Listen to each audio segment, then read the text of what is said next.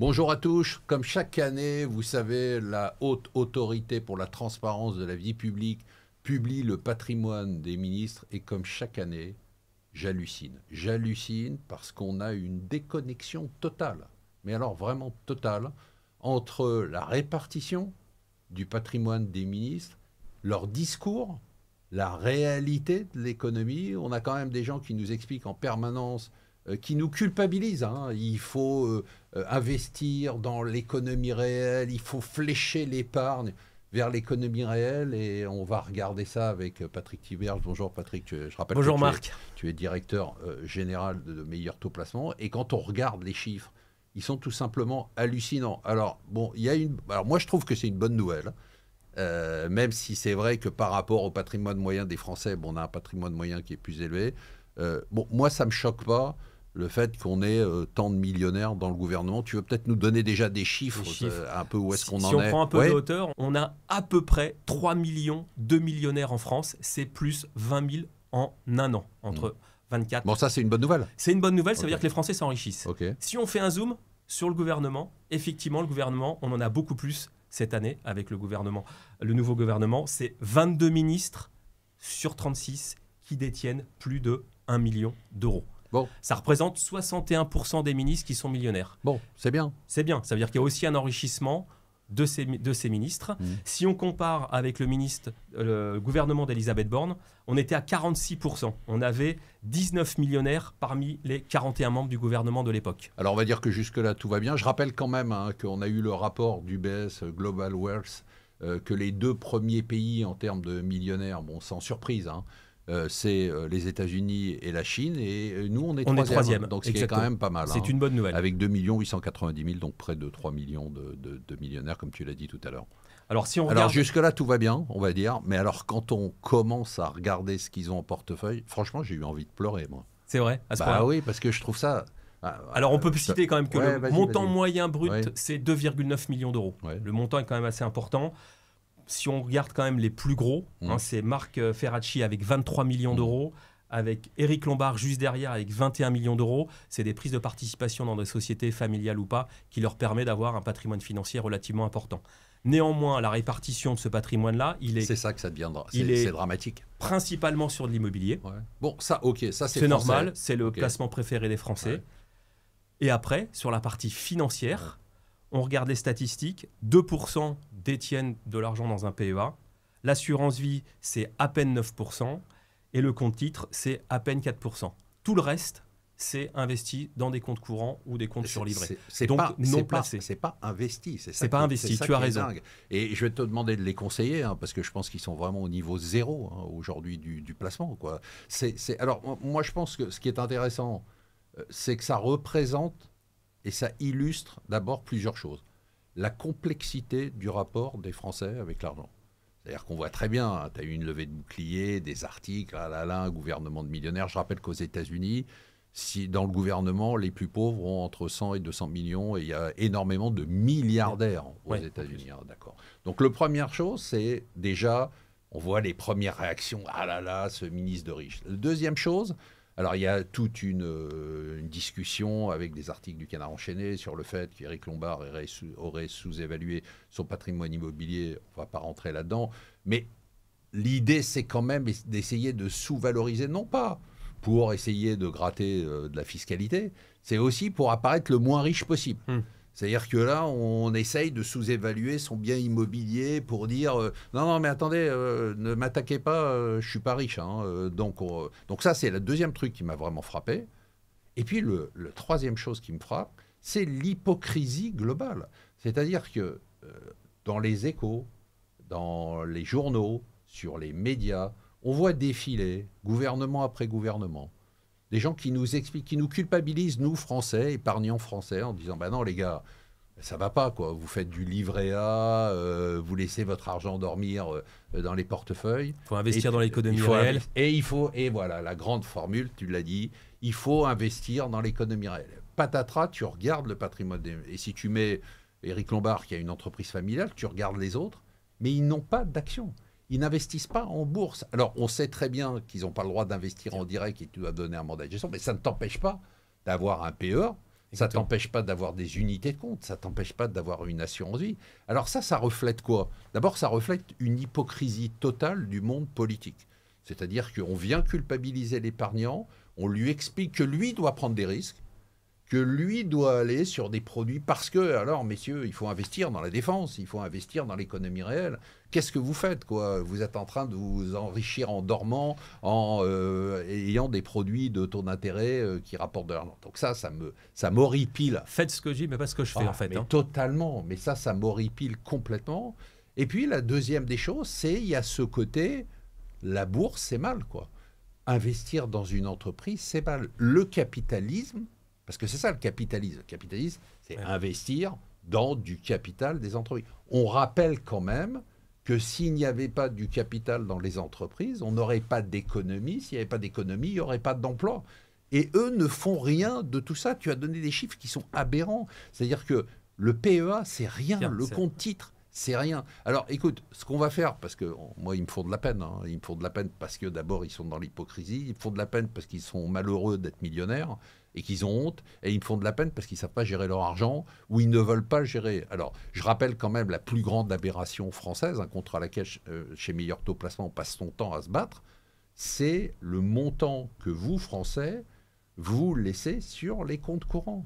Il y a à peu près 500 milliards d'argent qui dort sur les comptes bancaires. Ben, vous êtes très gentil, mais pourquoi faire un cadeau aux banques? Alors, à l'époque où les taux d'intérêt étaient à zéro ou négatifs, on va parquer son argent quand les taux étaient négatifs à zéro, c'était bien, mais on va parler avec Patrick tout de suite qui va vous donner des conseils. Mais aujourd'hui, à minima, sur le livret A, et puis il y a d'autres produits, vous allez avoir 2%, 3%, 4%, 5%, avec des risques qui sont quand même limités. Pourquoi laisser sur la table, si on prend une moyenne de, allez, on va dire, Patrick, 2,5 ou 3%, oui, d'accord, de rendement, sans risque, ça veut dire que vous laissez sur la table 15 milliards d'euros chaque année. Ouais. Ben, c'est totalement aberrant. Alors que vous passez votre temps à aller changer d'opérateur télécom parce qu'il y en a un qui fait 1 euro moins cher.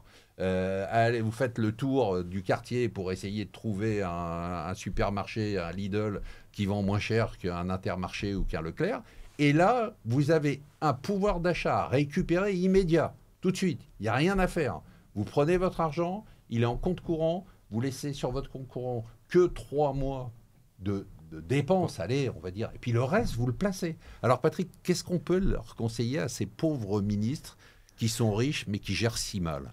Effectivement, comme tu l'as dit, laisser son argent sur son compte courant, c'est un argent qui n'est pas rémunéré. Et on fait un cadeau aux banques parce qu'effectivement, elles bénéficient de cet argent-là après pour le prêter à des épargnants pour acheter un bien immobilier.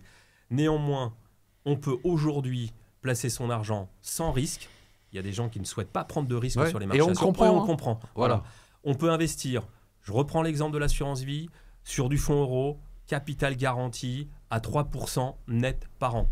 Donc l'argent est rémunéré à 3%. C'est mieux que le livret A qui risque de baisser à 1,7%, même s'il n'est pas fiscalisé au mois d'août. C'est mieux que le compte sur livret classique qui est autour de 2%. Donc on peut gagner 1 point de plus.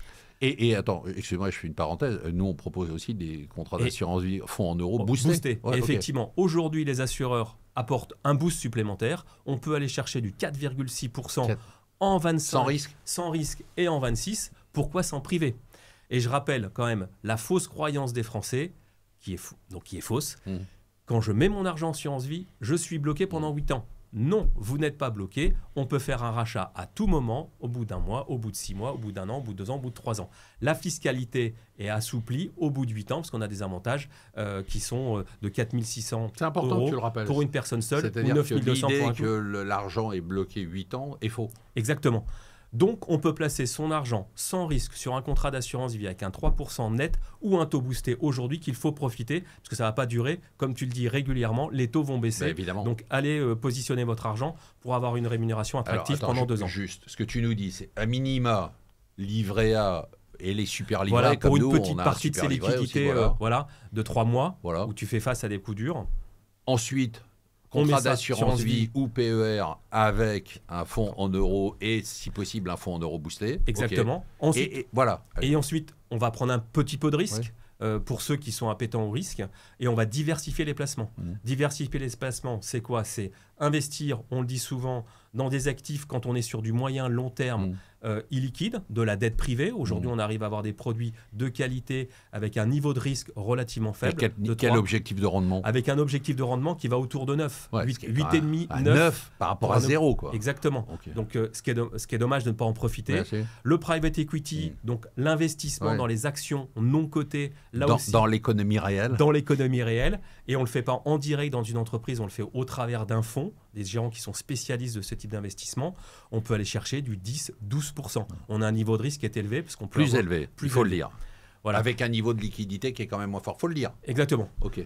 Et puis il y a la bourse. Et il y a la bourse, effectivement. Alors avant d'aller à la bourse, il y a l'immobilier. Bien sûr. Parce qu'on est toujours convaincu que quand on arrive à choisir des produits de qualité, on peut avoir des produits, des immeubles de qualité, on peut avoir des rendements attractifs. Donc là, tu parles immobilier locatif, voilà, physique ou papier. Ou papier. Et papier, on peut le mettre dans l'assurance vie. Après, on a la bourse, comme tu l'as dit, des fonds actions, des ETF, actions, obligations. On a des fonds datés obligataires aussi qui ont des horizons d'investissement à 2031. Là aussi, on a une promesse de rendement qui est assez attractive, qui va être autour de 5%, et c'est dommage de s'en priver, avec un risque qui est plus réduit que le Et le on risque rappelle action. à nos ministres qui n'ont pas le droit de gérer en direct qu'ils peuvent nous confier. Nous, on a la gestion pilotée, on s'occupe, nous, de la gestion Exactement, pilotée. Donc, n'ayez pas peur. On a fait 9% l'année dernière. Sur un profil équilibré. Voilà, sur un profil équilibré, donc un profil relativement peu risqué. Donc, n'hésitez pas, messieurs et madame les ministres, ou madame et messieurs les ministres, à nous confier votre argent plutôt que de le laisser dormir. Exactement. Après, on peut investir sur le PEA. Ouais, le bien PEA est sûr. quand même une très bonne enveloppe Bien fiscale parce qu'on a une fiscalité au bout de 5 ans qui est égale à Dramatique, 17. on a 3% là. Voilà, c'est ça on est à peine 3% de PEA. La fiscalité est la plus faible de toutes les enveloppes fiscales en France, c'est 17,2% après 5 ans sur les plus-values. Dès lors que je retire de l'argent du Bien PEA. sûr. Il faut en profiter. On a des ETF et on peut investir sur le monde entier avec des ETF, Bien sur sûr. le PEA, Des fonds même si indiciels. le PEA est censé être investi sur des actions européennes. Donc là, il faut y aller aussi. On peut faire de l'investissement no coté en direct et avoir des plus-values importantes qui seront faiblement fiscalisées si on a fait le bon choix d'entreprise. Donc là aussi, c'est quand même une enveloppe qu'il faut absolument regarder et investir. Et j'ai tendance à dire à tous les clients, ouvrez un PEA dès aujourd'hui, même avec un ticket qui est relativement faible de quelques euros, 100 ou 500 euros, vous prenez date et dans 5 ans, vous avez une fiscalité qui est hyper avantageuse, la meilleure de France. Merci Patrick. Donc, madame les ministres, messieurs les ministres, 1, n'ayez pas honte d'avoir de l'argent.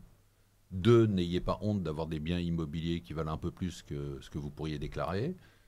3, faites un choix. C'est-à-dire, soit vous nous dites, bon, vous nous dites plus rien, vous arrêtez de nous culpabiliser en disant qu'on investit mal et qu'il faut flécher l'épargne vers l'économie réelle, soit vous faites le job. Et faire le job pour vous, mais aussi pour leurs enfants et aussi pour leurs petits-enfants. C'est de ne pas laisser de l'argent dormir. Donc faites ce que Patrick vous a dit. Alors évidemment, faites-le chez Meilleur Taux Placement, c'est quand même mieux. Voilà, je rappelle chez Meilleur Taux Placement. On peut faire une cellule de crise. On a décidé de faire une cellule de crise gouvernementale pour les ministres. Donc on a une hotline, vous pouvez appeler, c'est sur notre site. C'est SOS ministre en détresse pour leurs finances. Et vous aurez Patrick qui va vous gérer. Tu t'occupes de tout. Au petit cordeau. Sur l'interlocuteur terre direct. Direct, hein. Direct. Tu promets, hein, c'est toi qui réponds sont au 22, téléphone. Ils sont 22. Tu réponds au téléphone. Et je peux répondre au téléphone. Allez, bougez-vous un peu. À bientôt. Merci, à bientôt.